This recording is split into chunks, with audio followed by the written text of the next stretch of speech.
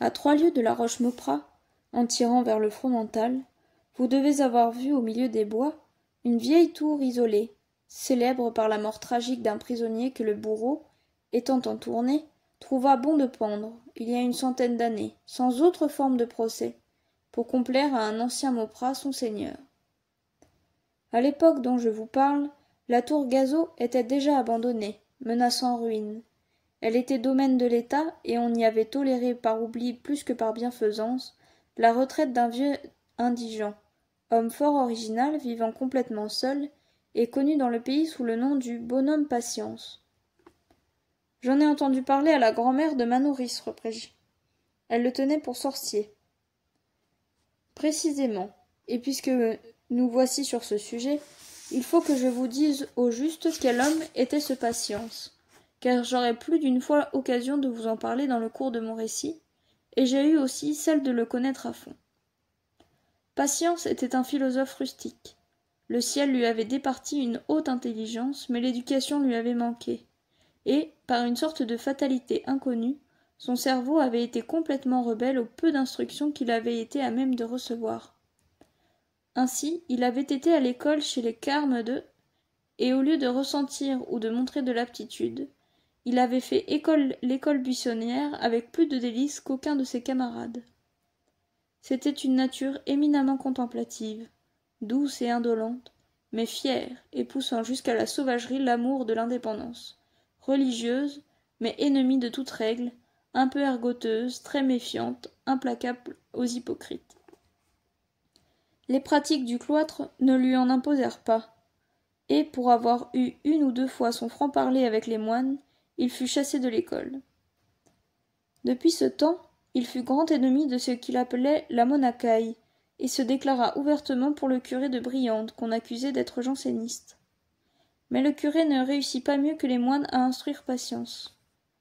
Le jeune paysan, quoique doué d'une force herculéenne et d'une grande curiosité pour la science, montrait une aversion insurmontable pour toute espèce de travail, soit physique, soit intellectuel. Il professait une philosophie naturelle, à laquelle il était bien difficile au curé de répondre. On n'avait pas besoin de travailler, disait-il, quand on n'avait pas besoin d'argent, et on n'avait pas besoin d'argent quand on n'avait que des besoins modérés. Patience prêchait d'exemple, dans l'âge des passions, il eut des mœurs austères, ne but jamais que de l'eau, n'entra jamais dans un cabaret, ne sut point danser, et fut toujours gauche et timide avec les femmes, auxquelles d'ailleurs son caractère bizarre, sa figure sévère et son esprit un peu railleur ne plurent point. Comme s'il eût aimé à se venger, par le dédain de cette défaveur, ou à s'en consoler par la sagesse, il se plaisait comme autrefois Diogène à dénigrer les vains plaisirs d'autrui, et si quelquefois on le voyait passer sous la ramée, au milieu des fêtes, c'était pour y jeter quelques saillies ingénues et claires de son inexorable bon sens. Quelquefois aussi son intolérante moralité s'exprima d'une manière acerbe, et laissa derrière lui un nuage de tristesse ou d'effroi dans des consciences troublées. C'est ce qui lui suscita de violents ennemis, et les efforts d'une haine inepte, joints à l'espèce d'étonnement qu'inspirait son allure excentrique, lui attirèrent la réputation de sorcier. Quand je vous ai dit que l'instruction manqua à Patience, je me suis mal exprimé. Avide de connaître les hauts mystères de la nature, son intelligence voulut escalader le ciel au premier vol. Et dès les premières leçons, le curé janséniste se vit tellement troublé et effarouché de l'audace de son élève, il eut tant à lui dire pour le calmer et le soumettre, il fallut soutenir un tel assaut de questions hardies et d'objections superbes, qu'il n'eut pas le loisir de lui enseigner l'alphabet, et qu'au bout de 10 ans d'études interrompues et reprises au gré du caprice ou de la nécessité, Patience ne savait pas lire. C'est à grand-peine qu'en suant sur son livre, il déchiffrait une page en 2 heures, et encore ne comprenait-il pas le sens de la plupart des mots qui exprimaient des idées abstraites. Et pourtant ces idées abstraites étaient en lui, on les pressentait en le voyant, en l'écoutant, et c'était merveille que la manière dont il parvenait à les rendre dans son langage rustique, animé d'une poésie barbare, si bien qu'on était, en l'entendant, partagé entre l'admiration et la gaieté. Lui, toujours grave, toujours absolu, ne voulait composer avec aucune dialectique. Stoïcien par nature et par principe, passionné dans la propagande de sa doctrine du détachement des faux biens, mais inébranlable dans la pratique de la résignation, Il battait en brèche le pauvre curé. Et c'était à ces discussions, comme il me l'avait raconté souvent dans ces dernières années, qu'il avait acquis ses connaissances en philosophie. Pour résister au coup de bélier de la logique naturelle, le bon janséniste était forcé d'invoquer le témoignage de tous les pères de l'Église et de les opposer, souvent même de les corroborer avec la doctrine de tous les sages et savants de l'Antiquité. Alors les yeux ronds de Patience grossissaient dans sa tête, c'était son expression, la parole expirait sur ses lèvres, et, charmé d'apprendre sans se donner la peine d'étudier, il se faisait longuement expliquer la doctrine de ces grands hommes et raconter leur vie. En voyant son attention et son silence, l'adversaire triomphait. Mais, au moment où il croyait avoir convaincu cette âme rebelle, Patience entendait sonner minuit à l'horloge du village, se levait, prenait congé de son hôte avec affection, et, reconduit par lui jusqu'au seuil du presbytère, le consternait avec quelques réflexions laconiques et mordantes qui confondaient saint Jérôme et Platon, Eusèbe tout autant que Sénèque, Tertullien non moins qu'Aristote.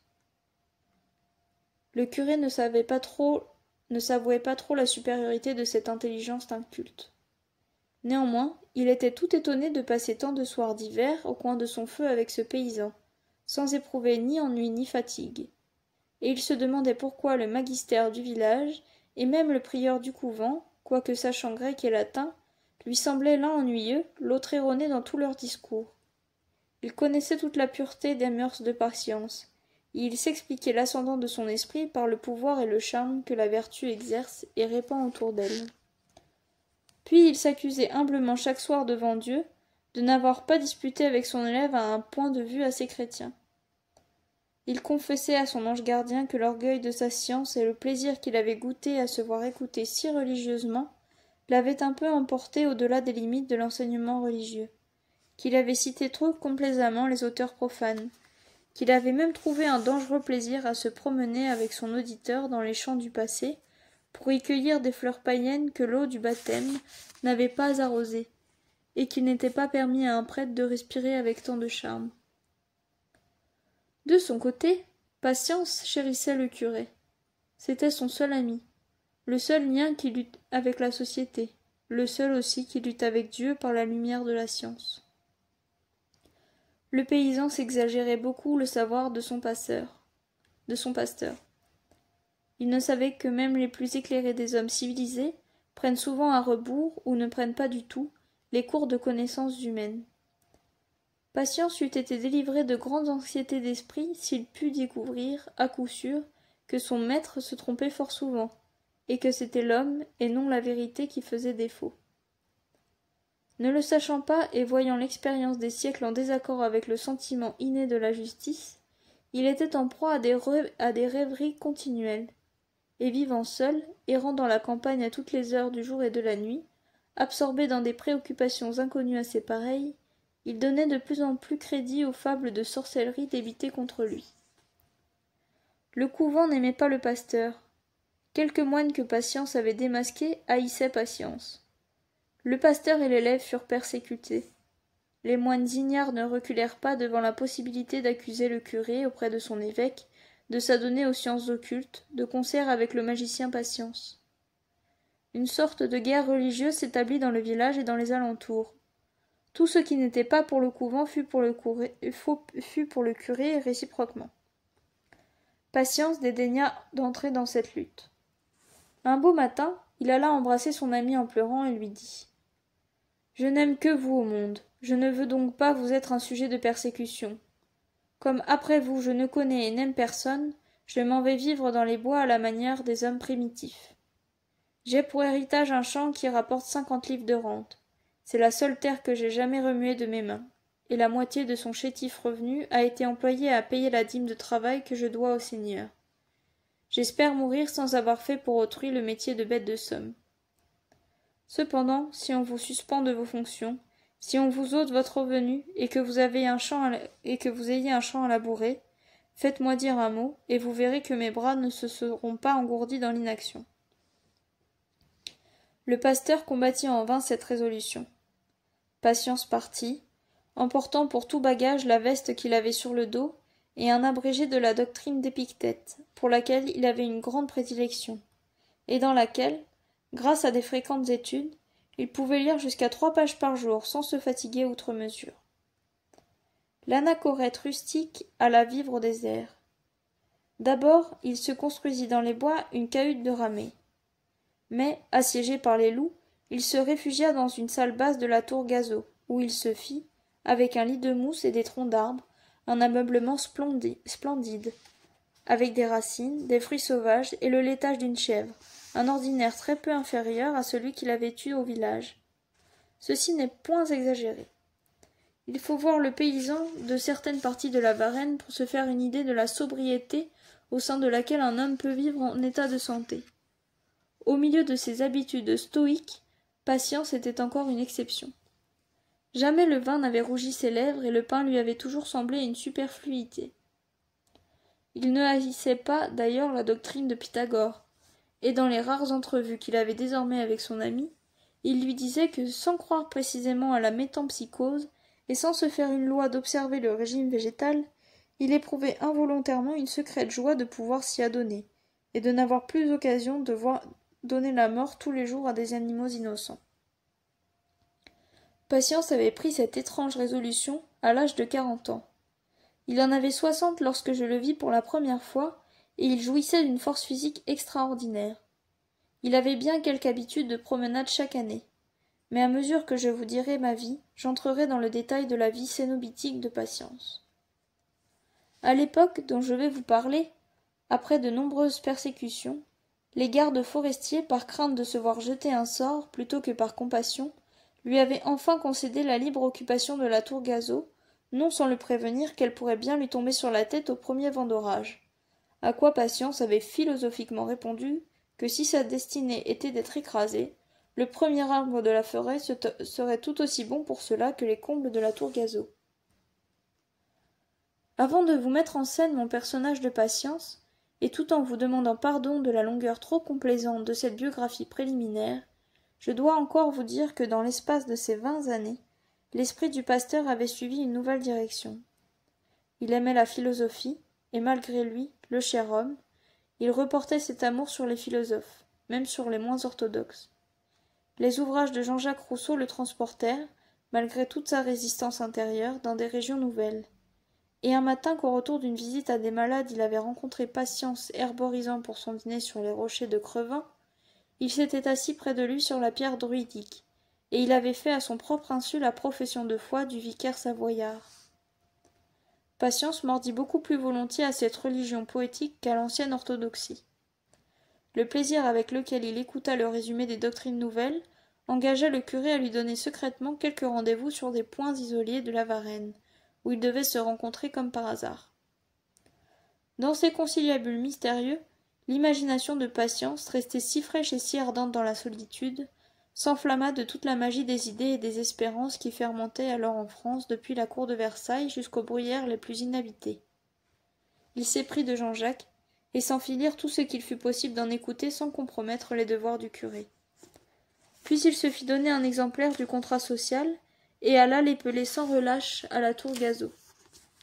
D'abord le curé ne lui avait communiqué cette manne qu'avec des restrictions, et tout en lui faisant admirer les grandes pensées et les grands sentiments du philosophe, il avait cru le mettre en garde contre les poisons de l'anarchie. Mais toute l'ancienne science, toutes les heureuses citations d'autrefois, en un mot toute la théologie du bon prêtre fut emportée comme un pont fragile par le torrent d'éloquence sauvage et d'enthousiasme irréfrénable que Patience avait amassé dans son désert. Il fallut que le curé cédât et repliât effrayé sur lui-même.